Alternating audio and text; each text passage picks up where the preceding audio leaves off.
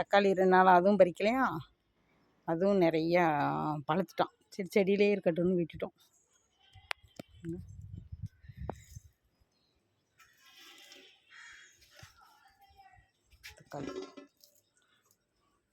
தக்காளி பக்கத்தில் வெந்தயக்கீரை இன்றைக்கி கொஞ்சம் பறிச்சிட்டேன் காலையிலே. இது அரைக்கீரை இருக்குது, அது இன்னொரு நாள் அடுத்த வாரத்தில் ஒரு நாள் பறிக்கணும். தக்காளி நிறையா இருக்குது. எப்பவும் போல் சொல்கிறது தான், யாராருக்கு தக்காளி வேணுமோ வந்து வாங்கிக்கலாம். என்னமே டிக்கெட் போட்டு வாங்க, உங்கள் டிக்கெட்டில் ஊருக்கு போய்க்கோங்க. நீங்களே டிக்கெட் போட்டு வந்து வாங்கிட்டு நீங்களே டிக்கெட் போட்டு ஊருக்கு போய்க்கிறணுமா? நாங்கள் தக்காளி மட்டும்தாம்மா கொடுப்போம், டிக்கெட்லாம் போட மாட்டோம். என்ன சாமி?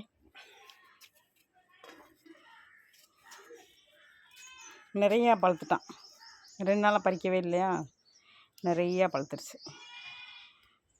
கொஞ்சம் காயாக இருக்கிறத விட்டுருங்க சாமி, செடியிலே பழுக்கட்டும், இருக்கட்டும். நிறையா தக்காளி இருக்கனால வேஸ்ட் ஆகிடக்கூடாது. இப்போ காலையில் பார்க்குறதுல ஒரு சந்தோஷம். எங்கள் சந்தோஷத்தை உங்கள் கூட பகிர்ந்துக்கிறதுல அதை விட சந்தோஷம். என்னமே அதை பகிர்ந்துக்கிறது சந்தோஷம். ஆமாம், அதை விட உங்கள் கூட பகிர்ந்துக்கிறதுல ரொம்ப சந்தோஷம். அதனால தான் எல்லோரும் கார்டனிங் பண்ணுங்கள், எல்லாம் செடி வைங்க, மகசூல் எடுங்க, சந்தோஷமாக இருப்போம். Happy gardening. எங்கள் வீட்டுக்காரர் பாருங்கள் உட்காந்து பறிக்கிறாரு. தக்காளி அவ்வளோ இருக்குன்னு குனிஞ்சு பறிக்க முடியலன்னு உட்காந்து பறிக்க ஆரம்பிச்சிட்டாரு. Happy gardening.